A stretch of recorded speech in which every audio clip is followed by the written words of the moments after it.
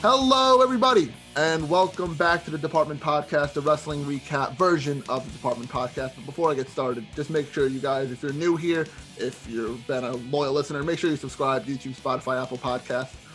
Follow us on our social media at Department_pod. I feel like I say it at the end a lot, and a lot of people don't stay till the end. A lot of people just like watch the beginning maybe a little bit, so I wanted to get that out the there. The numbers definitely prove they don't stay till the end. Oh, yeah. At least on YouTube.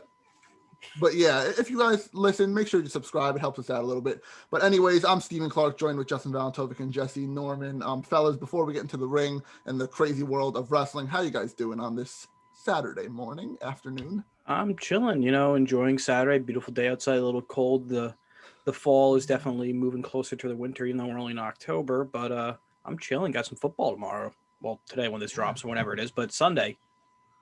Yeah, we do. Jesse, how are you? I'm tired.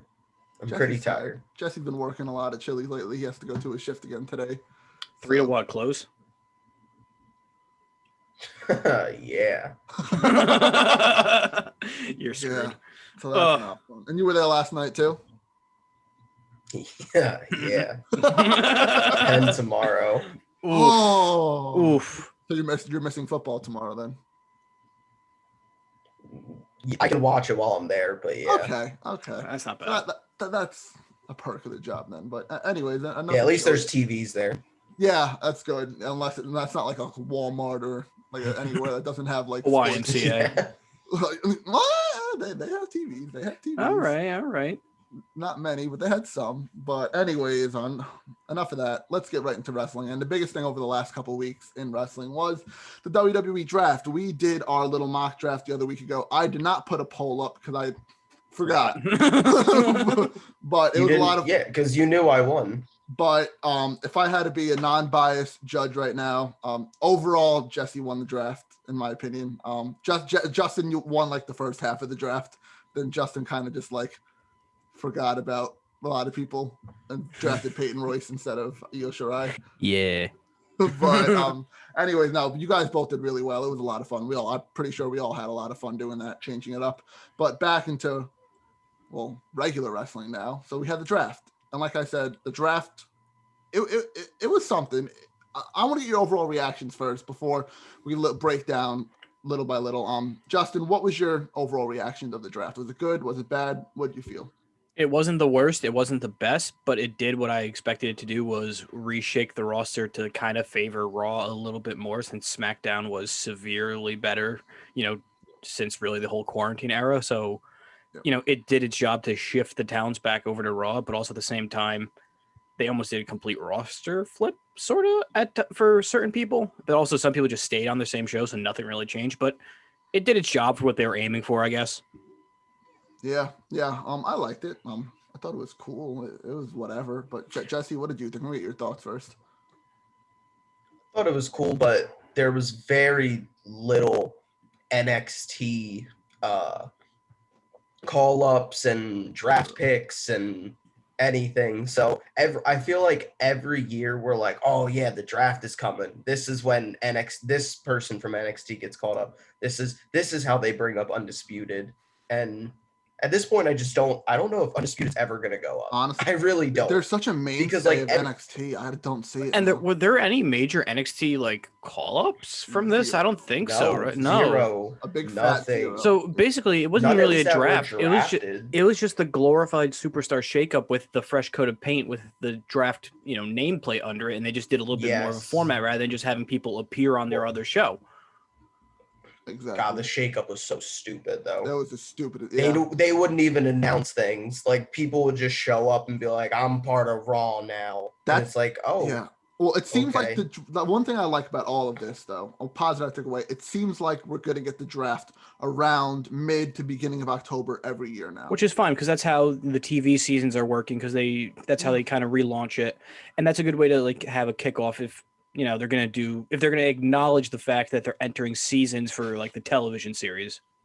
Yeah, because this past SmackDown and upcoming Monday Night Raw are season premieres. I guess season premieres. It's weird. I don't It's like they're know. trying to acknowledge like the reality TV aspect of it and make it more of a television show then with it being season. Then have Yeah, this give them an off season. Exactly. When there's a season like premiere, there's usually a season-ending episode and a break, a nice couple of months, like a summer break or something, a nice 3 months, and then shows get back started up in the fall again. Not in the world of Vince McMahon. I guess no break, no nothing, but we know that No days off. No days off. There you go. No off days, but I thought the draft was okay. I thought it could have been a lot better. I didn't agree with some people going which ways and all that, but that's whatever. I just want to break down the draft a little bit more until we get into Raw, NXT, and SmackDown. So Jesse, I'll start with you on this question. We saw a lot of people go to Raw and SmackDown switch and all that stuff. Who is going to get lost in the shuffle the most? Will it be someone that's usually lost in the shuffle, or will we see a top star get depleted and just hit rock bottom?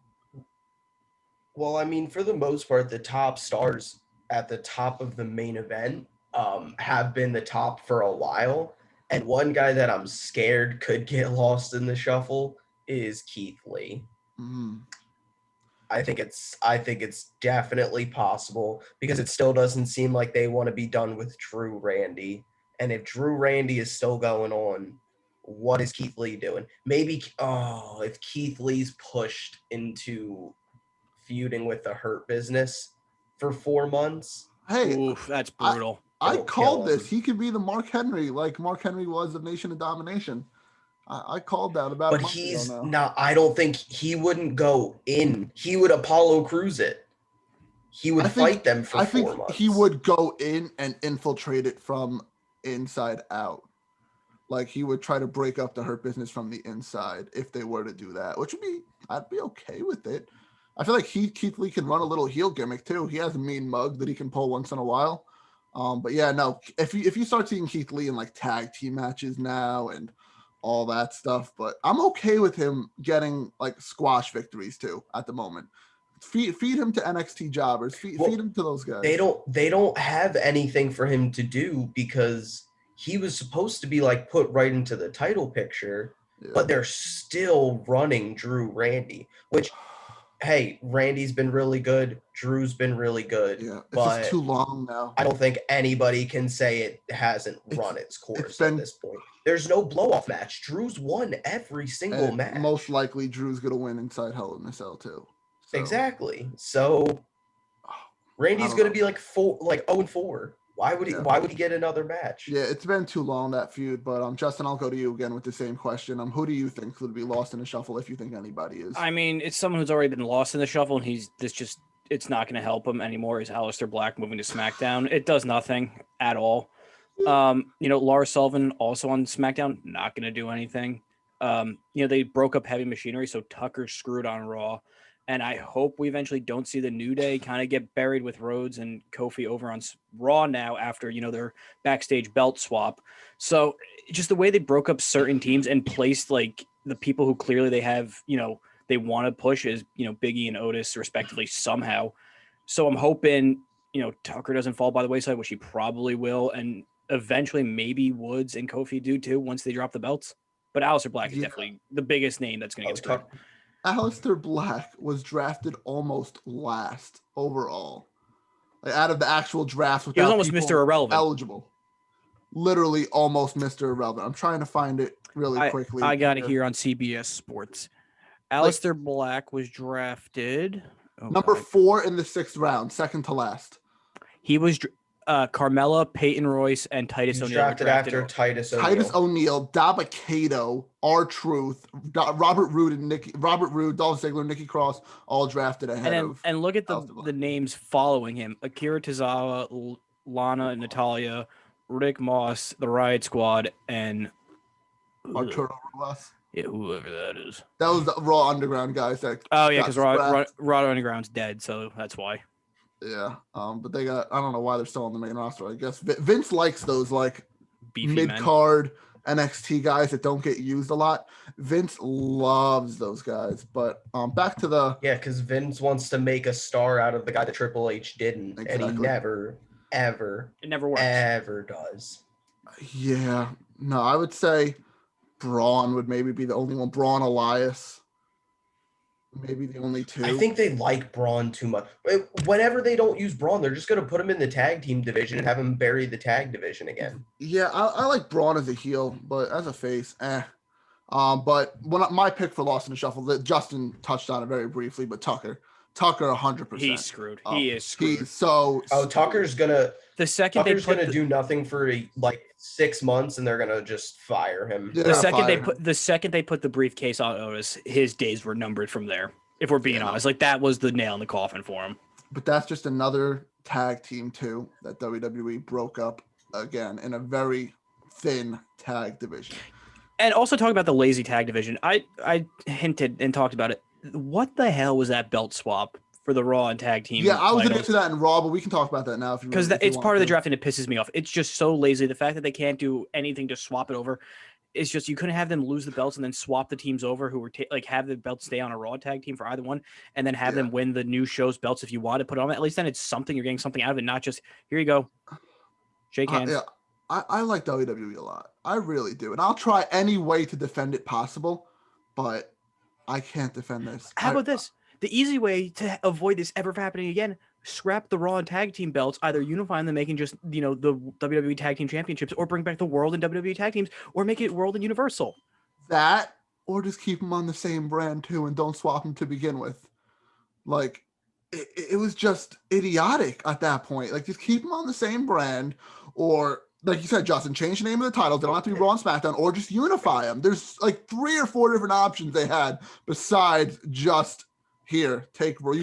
Here's the thing. SmackDown. Now, does that go in the record book then as like the Street Profits win the SmackDown titles for the first time? Like, is that now in their resume? It might be.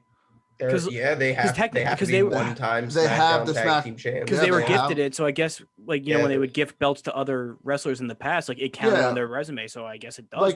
This was definitely the stupidest thing other than giving Triple H the big gold belt. When they brought it back, this was the second most laziest fucking thing ever.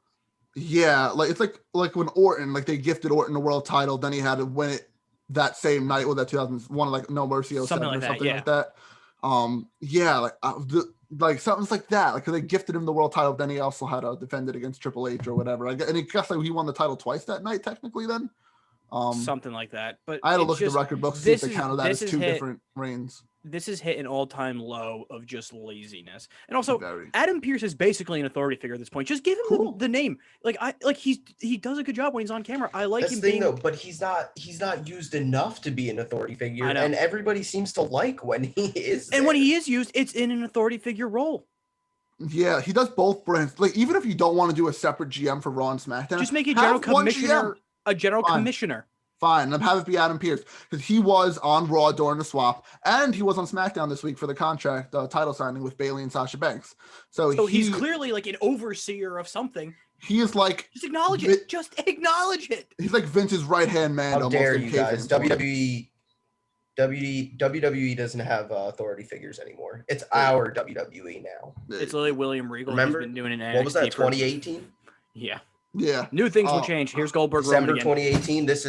Things are going to change. We're going to give you guys new matchups. It's your WWE now. Oh, Jesus Christ. It's crazy. You guys didn't want authority figures, right? No, we just didn't want the authority. So we got rid of them. But the draft, though, it had its peaks. It had its valleys. It had, it was lazy at times, and it was fine. Yeah. Let's go on a more positive note now. I like, though, that it did bring back the draft format, which was nice. I'm okay with the Raw 3-pick SmackDown 2. And what are you gonna do? Raw's 3 hours. Raw's 3 hours. You got to do that. I understand why they're doing, but now that you've had the superstar shakeup, you've had the rebrand split, you have the establishing draft type of thing, like the expansion draft. Can we bring back where if a show wins, they get a draft pick? That'd be nice to see again. That was fun. They were supposed to. SmackDown was supposed to get an extra. Where was the Alexa Nikki Cross? Yes. Yeah. Alexa Nikki Cross. They traded them. They traded for those future assets. For future assets. They Danny Ainge did. They got assets and couldn't use them. Yeah. But let's get on a more positive note with the draft. And I want to talk about stars that are going to shine on their new brand. And I'll start with this one, I guess, to give you guys a little bit of time to think about somebody. But this guy's really not new to the brand, but he's been gone for a while. But Justin, you mentioned him as getting lost in the shuffle, but I don't like this guy at any means. But Lars Sullivan is gonna stand out on SmackDown. They're already pushing him to the moon. All right, attacking Miz and Morrison, beating Jeff Hardy clean on SmackDown. He had a one-on-one match last Friday on SmackDown. He beat Jeff Hardy. They need a big, monstrous type guy since Braun has gone off of SmackDown and on Raw, and Lars Sullivan is the guy they want to push. He was getting the push originally, too, before he took some time off with injuries and to deal with some other stuff, but Lars Sullivan is going to be a standout on SmackDown. Justin, I want to go to you now, unless you guys want to rebuttal against that. I want to say I just Kevin hate Owens Lars as a human. Oh, we don't like Lars. No, I know that. Yeah, So, no. I know it's sad that he's going to get pushed. If going by he's the, such a granted, right now he's not a WWE Hall of Famer, but if he ever has a Hall of Fame career, he shouldn't get into the Hall of Fame by the same rule of China, since he, did adult film apparently, allegedly. And I believe he is not. Well, the adult film thing doesn't even bug me. It's the homophobic comments. Yeah. Also, by the way, racist, the homophobic comments, he was in. Yes. Oh, he was in a gay adult film. He was in a gay adult film. And then said all these homophobic things. Did he have racist and was remarks incredibly too, racist. No? He was. Yeah, Okay. Okay. He's just a shitty person. Had a lot. Yeah. He's just a shitty person. We're all so not he's going to be WWE champion. Jesus Christ, you're right. Going back to that, I want to say Kevin Owens, hopefully, can revitalize, maybe a feud with Sami Zayn for the Continental, because that's always a safe bet. And maybe he won't be Kickoff Kevin anymore, but he probably will, so that doesn't matter anyway. I don't know. It's. I'm with it. I see a lot of people complain about all the Owens and Zayn stuff, but you know what you're getting, and it's the safe match. It's good every time. Though. That's the stuff. Like, it's really, really well put together. Especially it now. It is good, but they do run it. Yes, of course. But now they're both different characters too. Sami Zayn is running like this unhinged preacher kind of whatever. Like, I don't know what he's doing, but he's very entertaining, put it that way. And Owens is mainly a face, but also a tweener at the same time. But if the roles are reversed now, with Owens being the face and Sami Zayn being the heel, that's different stuff. I'm okay if that's his first feud and then give him the title, or if not even, and move him on to something else, Owens. But I'm okay with another Zayn feud. I'm really okay with that. Jesse, I'll go to you for the last one about this. Who do you think's going to stand out? I feel like these are already established stars, but I think they'll become even bigger. Give me The Fiend and Alexa Bliss on Raw. I think they're really going to get helped by going to the 3-hour show and not having to compete at the top of the card with Roman, because Roman is the definitive number one in the company. So is Drew the number 2? So do you think then whoever wins at Cell between Orton and McIntyre, that's Fiend's next target?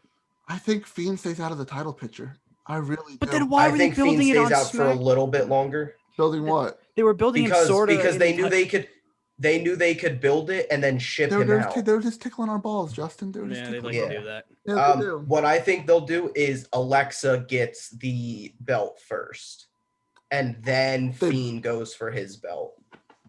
I'm cool. I think that'd be good. Alexa's been playing this role phenomenally. Alexa's been so good, and I think she's going to be even better on Raw, especially with Raw. I mean, still after the draft, I don't think they have an incredible women's division. I'm all Team SmackDown 100% still. They're just talent is insane. Rollins, Reigns, Owens, Black, a bunch of guys. Mysterio. Yeah, the Mysterios. Buddy Murphy's there. All 4 of those guys are still there. They swap friends. But no, there's a bunch of other guys that are there too. And AJ swapped to Raw, but there's still very Big E, like a bunch of guys are still on SmackDown. That's really good. And the last thing I want to talk about for the draft right now is what the hell is going on with Andrade? He's going back to NXT. I really think that's it. Really? If he wasn't drafted to either show, what else is there for him? Maybe they give him an NXT run until Charlotte comes back, and then he probably just Charlotte was drafted to Raw. Yeah. Maybe they'll just have him do a little NXT run till Charlotte comes back. Again, we all know it's been reported Vince does not like Andrade that much because he does not speak English. And that's why he brought up Angel Garza really quickly too, because Angel Garza is mainly about the same in-ring talent as Andrade. Maybe Andrade is a little bit better, but very similar look to both of them. But Angel Garza speaks English a lot better than Andrade. But Zelina Vega went to SmackDown. They were kind of like, Zelina was on commentary during their match this week and saying she still has love for Andrade and all that stuff. Like they went up together and all that stuff, and they've been through all the tough times and all the good times together. So they were talking about that, but I don't know if he goes to SmackDown and reunites with her. Angel Garza, is he on Raw, I believe? Let me check the old. I think Garza's Angel Garza's on Raw. Yeah.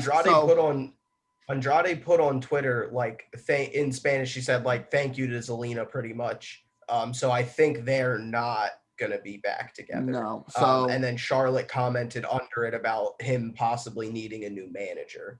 They're not going to do Andrade Charlotte on screen, though. That'd be weird. I think there's negative % chance they'll do that, especially with the backlash they got on Becky Seth. So honestly, just have them be a tag team at this point, Andrade and Angel. Just let them stay together. We need tag teams. Yeah, men's and women's tag teams. Because you said that they won't. Yeah. Yeah, you're right, probably. All right, let's get into in-ring really quickly. There's not much stuff that happened in ring, but we'll touch on some stuff. If you want to go into more depth stuff, let me know. There's Lightning not too round. much though. Huh? Lightning round. Oh, I'm cool with a lightning round right now. Like we spent majority of the time talking about draft because that was the most important stuff this week. Exactly. But there was a stellar match of two guys that are not used at all in WWE between Aleister Black and Kevin Owens. One of Jesse's top guys. I don't know if it is anymore, but one of Jesse's top guys and my top guy. Stellar match. They finally, it looks like, put an end to the feud, but who knows because they're both on SmackDown now. That's back to the draft, but like every feud that they could have ended like just by splitting people up, they moved the feud over to a different show. Just saying, like, okay, Apollo Crews got moved. That's it. That was the Mysterio, Seth, and Murphy all just moved. But it like looks SpongeBob. like Let's they just had push to keep, it somewhere They had else. to keep Aaliyah and Murphy together. Aaliyah on Fox, good for her. Good for Aaliyah. But anyway, it looks like it's more of a Murphy Rollins feud now, based off of SmackDown. So that's good, cool. Okay, get the Mysterios out of there. Let them go for the tag titles. But Owens Black, this match showed why they're both still capable in-ring guys and need to do something more valuable than this. Just saying. Yeah, like I'm okay with them having a feud, but them feuding for this long with no payout to it and just getting thrown here or there just for a match is just heartbreaking to both of them. Like both of them deserve to be in mid-card title pictures for sure, even world title pictures at this point. It's just sad to see them doing like nothing that's floating around and waiting for creative to spark a stupid idea that's probably going to kill their career off anyways. That hurts. But they're on SmackDown with better writers, so hopefully now they actually get used. Better writers, and SmackDown has the more talented roster too. I forgot Daniel Bryan's another name that's on SmackDown too. Yeah, he's coming out of retirement, basically. He acknowledged that he was going to be a part-timer soon anyway. Yeah, he had his second kid, and he's at home with Bree and Birdie and whatever. What's his son's name? Like Blue Jay probably or something, or different types of birds. Blue Jay?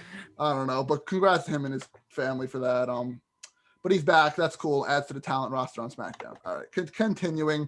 We're finally seeing The Fiend and Alexa Bliss together on television. God.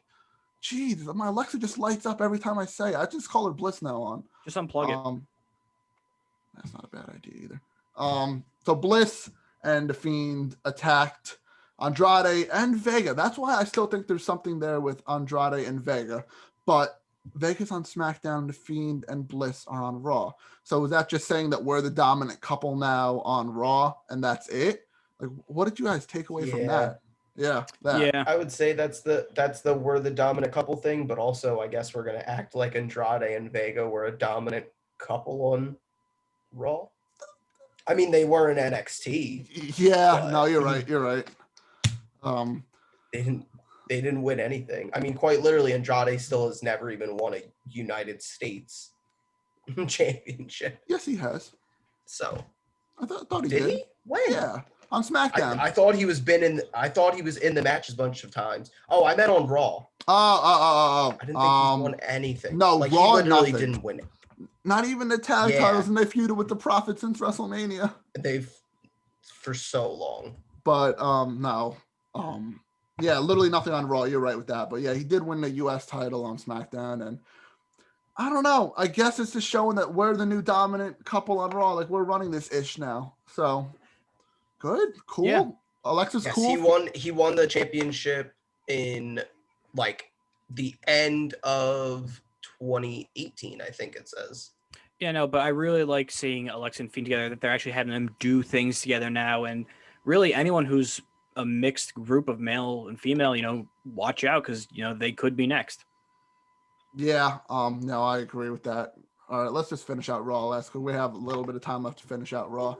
And then Justin has to go after this little break. So Jesse and I are going to finish out NXT and SmackDown really quickly. Yeah, got to pick up the old man. He dropped off my car to get an oil change, so I got to go pick him up from the mechanic and bring him back either here or kill time till it's done with him. And then got to do what you got to do. It's all right. Got to get the Civic back. Yeah, this got dropped on me 20 minutes ago, so that's fun.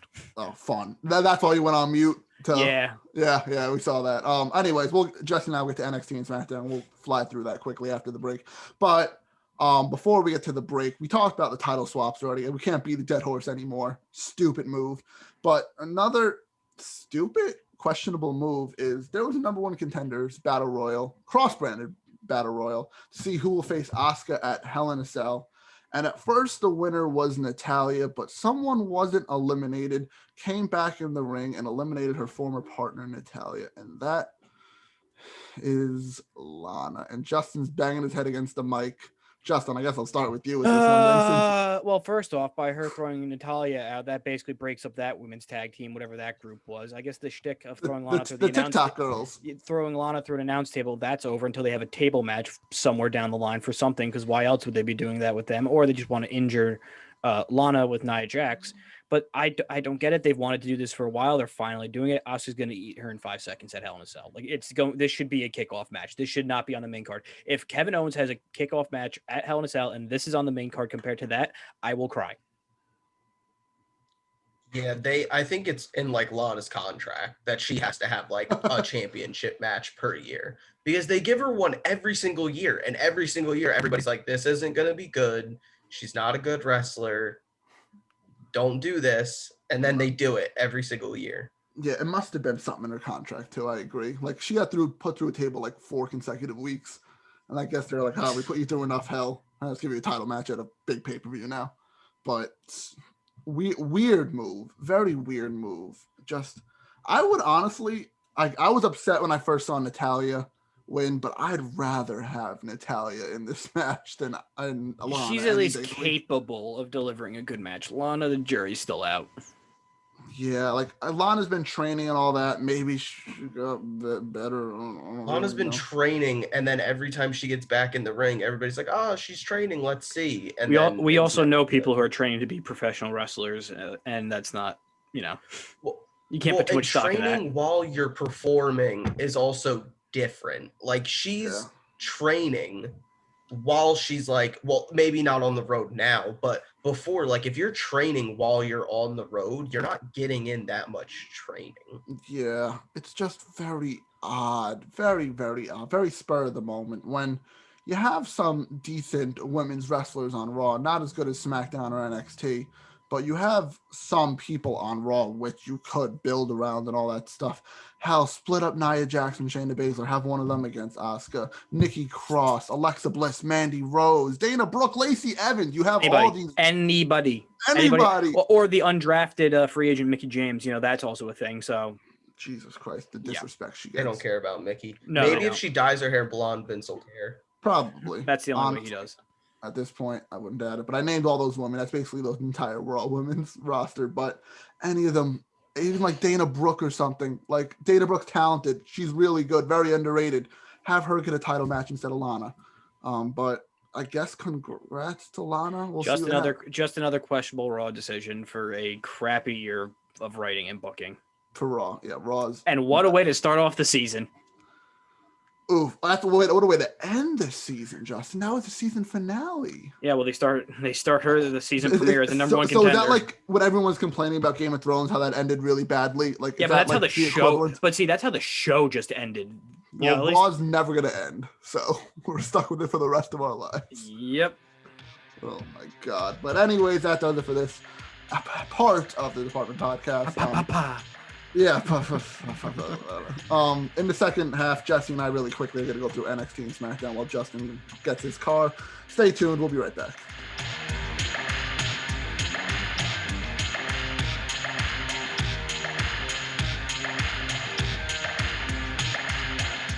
All right, we're back.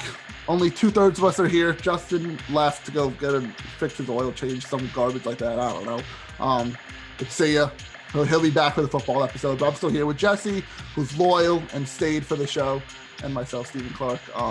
But anyways, we're going to get right into NXT, and NXT was not too eventful, but a couple of things did happen, so we'll fly through this really quickly, and then we'll get to SmackDown. But first, NXT. Once again, the Undisputed Era are number one contenders to the tag team titles, and it's just, they're repeating now. NXT is just repeating. They don't know what to do with Undisputed. Oh, it's frustrating. It's very frustrating to me. Yeah, like I said, it's like we keep being. I think we've said like a year ago or years. Like it's like okay, especially since Cole lost the title. Yeah. It was like all right, Undisputed has done everything that they possibly can. Yeah, they've won it all. Like they've won them all. They lost them all. They've done like 2 War Games matches. Like Cole was the first NXT North American champion, like longest title reign. Just I guess they don't want to. What else is there for to do? They just don't want to move him, I guess. Unless they just do the Gold Rush over again. I don't think they do the Gold Rush again. I don't think there's any way anybody in the Undisputed Era wins NXT Gold again while they're there. Maybe that's to be their thing now. Like they just can't get the job done at this point, so they want a new scenery or something, and they just want to leave NXT. Like that's a bad way to move them up. I don't know what to do. I literally just don't know what to do with them then at this point. It's very, very stale. Very like Adam Cole's not even on like television that much anymore. It's just it's weird. NXT's been a little weird lately with their booking decisions and all that stuff. Like it used to be like top tier stuff, but lately it's been very questionable, and I'm not liking it too much. Yeah. But they have a match. I think it's Halloween Havoc or next week. It's one of the two, but they're gonna lose. They're probably gonna lose. But there's another tag team that's been really entertaining lately. That reminds me of Team Hell No a lot. Killian Dane and Drake Maverick. See, and this feels like the team that's eventually going to like be an actual contender to the tag titles. So it's like Era is really just like that buffer for like 2 weeks because you can just throw them in whenever. Unless Era do win the title and then they lose it within a couple weeks to Dane and Maverick that quickly. Yeah. Would that make them the first ever 3-time? Yeah, I believe so. Well, they might do it then. Maybe. They might just want to get that stat and then lose it quickly to maybe Legado del Fantasma, and then eventually it goes to Dane and Maverick or something like that. Yeah, something like that. But they're a team in NXT. Whatever. They're fun. I like Drake Maverick. Killian Dane hasn't been doing anything. Never. He was good in that triple threat that they had. Him, Dunn, and Priest. What was that? In Your House? Yeah. Yeah. Might have been In Your House. Yeah. No, I think so. Very good. He's very talented. It's just ever since Sanity ended, honestly, it's just he's been just lost. Even when he like came back and did this new gimmick type thing in NXT, he's just been lost in the shuffle no matter what. I feel like no one really cares anymore about him. That's the thing. It's sad. Yeah. But no one cares. But it's good to see him getting TV time now. Drake Maverick, of course, everyone loves Drake Maverick because of his story and all that. But good to see them get, I don't know, a team and being used on television. And the last thing, both Garganos, I think they won number one contenders matches too, are having title matches at Halloween Havoc. Candice LeRae is going against Io Shirai and Johnny Gargano against Damian Priest. But what's her face? Shotzi Blackheart pops up and says the wheel is back. You know, the infamous Raw wheel, whatever that crap was, is back. But they're doing stipulations for him, and it looks like they're kind of like Halloween-ish based stipulations for Halloween Havoc. Maybe a casket match, maybe something else. I don't know, spiders and ladders matches. I don't know, but we have a wheel back. Cool, I guess. Yeah, I mean, if they use it right, I'm sure it'll be fine. If they use it, yeah, it's just, I don't know. NXT's been like turning me off lately. I don't know if it's the same for you too, but it's just very repetitive, very. Yeah, no, agree. I think there's also a degree of Cross was injured, and that's unfortunate, but it's now been almost like a month, it feels like. So you gotta get your stuff together. You can't just keep doing these things and then just be like forgiven because it's like, oh well, the top guy was hurt, so we didn't know what to do. And another thing too is also their current top guy again is hurt. Finn Balor had a broken jaw and had to get surgery and all that stuff. And hopefully they don't strip him of the title, but I have no idea how long he's going to be out with a broken jaw. I don't know how long that takes to heal and all that. But I know he had successful surgery and his jaw was all numbed up because he had surgery. But I just want to look at the recovery time really quickly for a broken jaw. It says it's usually around 6 weeks. So they're not going to strip him of the title. They really can't do that back-to-back title reigns. Unless they do what they did with Naomi. Just strip her. Just strip her. And then give it back. All right, so if they were to strip Finn Balor, say, who would be your pick to win the title right here, right now? Ciampa? I guess either Ciampa or I guess Gargano, maybe. You need to change your scenery down there. You really do. I get that I can't think of anybody else that would even. Neither can I. No, I was going to say Ciampa. Ciampa was my pick, but you need to change your scenery down there. Like if you look at those mid-card guys like Bronson Reed, Grimes, like all those guys, they're not ready. The only one you could argue is maybe ready is Priest. But he's North American champion. He's North American champion. So yeah, it's just even when you see this with Raw and SmackDown all the time, but you need a change of scenery in NXT. You really do. I know they want to solidify it as the third brand. I know. But if you want to have it as the third brand, involve them in the draft. Instead of Raw getting 3 draft picks, how about SmackDown 2, Raw 2, NXT 1 or something? Or even if it's Raw 3, SmackDown 2, NXT 1. I have 6 rounds. Yeah. 6 picks per round. Something. It's just they need to change the scenery. It's been the same thing for too long. Gargano, Ciampa, Cole, those guys have been there forever now. Like we never see this with NXT. Usually people get called up. Like the champions usually get called up. Owens, Black, Andrade, Zayn, Balor at one time. Shinsuke, Joe. Literally everyone gets called up. But I don't know. But this one feels like they've been running it for over a year or two now of just the same main card. And granted, it was one of the best rosters in NXT history around 2017, 18. 19 I put to era. Like the roster was really, really stacked. But when you do the same thing for the last 4 years, it's gonna get stale. And it's got stale pretty quickly. Yeah. And the only one that's gone up recently has been Lee. That's literally it. Yeah, and Lee wasn't even there for that long, maybe a year and a half, 2 years. Like Dream's been there forever. I'm like, guys have just been around forever. Like I'm looking at my poster up there. Like Ricochet went up. We saw. We've seen how that went. The Profits went up though, but see, that's the thing. They pull up some people that aren't ready to go up or haven't done everything. Like there was no reason that Ricochet should have never been in the NXT Championship title hunt. Yeah, there was no reason. They had they could have done so much more with him. Mm-hmm. And they didn't. Meanwhile, Undisputed has done everything under the sun. I know. And they're not pulling them up. It's just they pull up like the mid-carders. Like I'm looking at I have 2 NXT posters on my wall right there. I see Matt Riddle who got called up, the Street Profits, Shayna Baszler, like people like granted Shayna Baszler was a women's champion, but besides her, they pull up like the mid-carders or the people who never really held the title down there. That's just Vince being thick-headed and not wanting to call up the stars because he knows that Triple H already built them to be stars, like we touched on earlier. Yeah. But it's frustrating. Enough of NXT. Let's finish up with SmackDown really quickly. And I like how SmackDown started.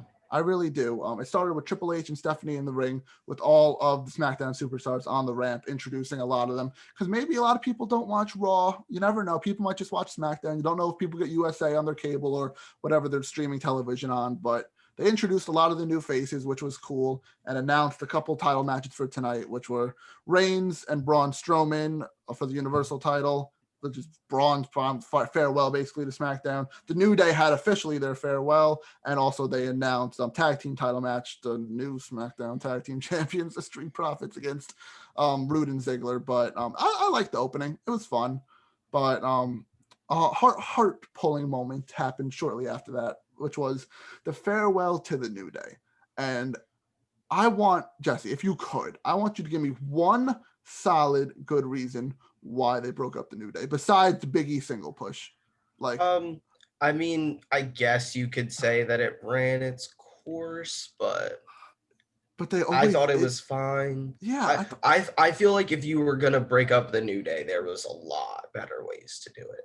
I'm fine if you want to do it, but like there was a lot better ways. I think it's honestly more on the New Day's part than creative at this point, because in multiple interviews they said they're never good. They never want to turn on each other. They'll reject everything to turn on each other. So WWE must have said it's either turn on each other or we do it this stupid way where we separate you in the draft, and they probably picked do the draft way.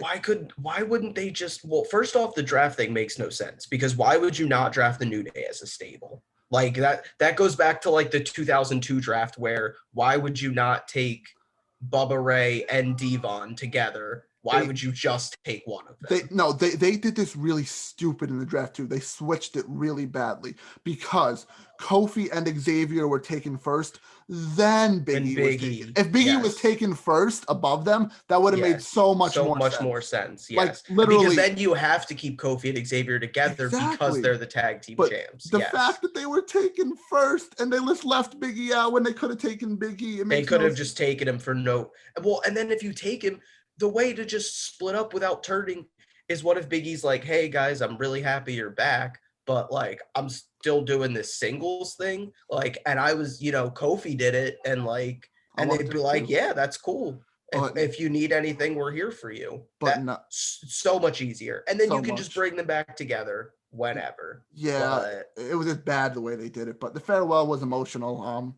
You can tell they're really close friends. They're brothers, these guys. And they have a podcast. They have a podcast, the New Day Pod. Maybe we can get them on this podcast eventually. Once we get more than 50. I think you have more than 50 subscribers now. All right. More than 50 people subscribe to us. But thank you guys for that. But we're still growing little by little. They're household names that have a podcast, so they're easily going to get the numbers. We're starting from nothing, so we're trying our best out here.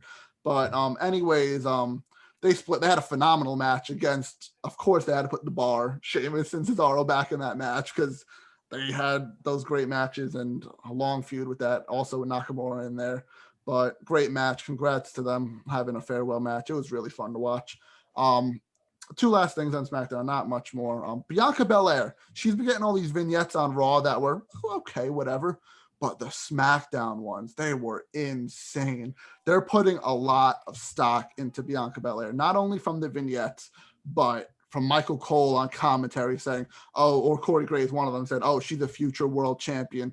They don't just say that. They just don't say that about anyone at the spur of the moment. Someone in their ear told them to say that. So do you think Bianca Belair gets a title by the end of 2020 or very soon into 2021? I think very soon into 2021 or maybe mid 2021. But as of right now, if you're not having Charlotte or Becky win the Royal Rumble, which I wouldn't because they've already done it pretty much, have Bianca do it. I think that's your best bet. Give me Sasha and Bianca at WrestleMania. Oh, that would be fire. That would be stellar. That would be a stellar match. Just I don't know. I really like the stock they're putting into her. Like the vignette was cool. It was like a song with all the EST stuff in it, and they're really putting it's not like the stupid corny ones on Raw where she was running track and beating all these guys. Yes, they showed highlights from that in the SmackDown one, but it was just they're putting more. You can tell it's a Fox production compared to a USA production. Put it like that. But good for her. I really hope she gets the push, and I'm happy she's on the same brand as Montez Ford. because that's always good keeping the couples together. But that was good. It was fun. But lastly, Roman Reigns retained against Braun Strowman. I didn't really see this match too much. I see him on .com. I think did he beat him clean? I'm not sure if Pretty sure. He beat him clean. I'm not sure either. But I do see on .com that he's attacking him with a chair, and then Jey Uso's watching it on the outside. So he's sending a message to Jey Uso because they have a match at Hell in a Cell as well. It was cool. It was Braun's farewell to SmackDown too. He's going to Raw. Whatever, get him out of there. But Roman and Jey, do you like they're continuing this feud? Because we really haven't had a recap in a while. I like it especially since Fiend is going to Raw. It makes a lot more sense. If Fiend was staying, it's kind of like, why aren't you running that one? Yeah. But I like the thing where it could, because Jey Uso's talked about it, of it becoming like a faction type thing, which would be awesome. I've said that for months now, since Roman's came back. You have been saying that for months, but curious fact from this. Oh, Roman is still going with the shirtless look, which is good. We like a nice, handsome Roman Reigns shirtless. But he beat, I didn't see this, but he beat Strowman by submission. Oh. Yeah. So interesting. They're very interesting. What was it, like a guillotine hold? Yeah, guillotine hold forced the tap out. After the match, Jey Uso announced his presence and whatever, and they looked at each other, and Roman then attacked Strowman with a steel chair. So they're making Roman like literally even more overpowered than usual. He's just a machine. Yeah, and I love how people aren't complaining now because he's heel. Like if this was face Roman, there would be hell on the internet right now tapping out Strowman, because you know how everyone was hot. Even I was. I'll admit it. I was hot on Strowman when he first started this whole thing. You weren't, like, when he first like went to Raw and did all this stuff like James Ellsworth and all that. I was, but also I think Roman really helped build Strowman. Roman made Strowman's career so far. He said it at SummerSlam too or something when he returned, like, I made you. Yeah, like, he did. He did, he did make him. Which is true. He did make, because those matches were really good, very underrated matches with Roman and Strowman. Yeah. Roman carried the matches. Roman's really good all around. He can talk now. He has the look. He has the physique. And he has the in-ring skill too that people don't want to admit, but he does have the in-ring skill. So I love what they're doing with Roman. I know Justin does too, and I obviously know you do too. We love the way this is going. We don't know what did happen at Hell in a Cell, if Jimmy's going to come out again, if The Rock might, you never know, who knows what's going on there. But we're getting another match, which is fun. We're getting another Roman Uso match. So I'm very happy with that. All right. Any last words on the draft or this week before we wrap it up right now? Don't think so. I'm still interested in Hell in a Cell, even though it's so weird when they put a pay-per-view like right around draft time. Yeah. And then it's like, oh, now you have guys going against each other on different brands, but it still looks like a pretty good card. Yeah, it'll be okay, but it is odd. Like you said, like they had to kind of keep the people who are feuding on the same brand, just because it would have been a little weird if people aren't different. You know the outcomes kind of already. Yeah. If people are switching and all that stuff. But next week we will have a Hell in a Cell predictions video. Not sure if we're going to do a recap of that, maybe a slight recap, but definitely Hell in a Cell predictions next week. So that will be uploaded next Sunday, and then stay tuned for our Hell in a Cell reactions video when that gets dropped. But we also have football coming up. We have probably baseball playoffs. We were supposed to do one this week, but things fell through. But stay tuned for all that fun stuff. But make sure you never miss an episode. So subscribe on Apple Podcasts, subscribe on YouTube, subscribe on Spotify. Like I said in the beginning of the show, follow us on our social media pages on TikTok, Twitter, and Instagram at Department_pod. This was fun little episode we did here. Really nice little quick little wrestling recap. So make sure you stay tuned on all that stuff, and we'll see you in the next episode.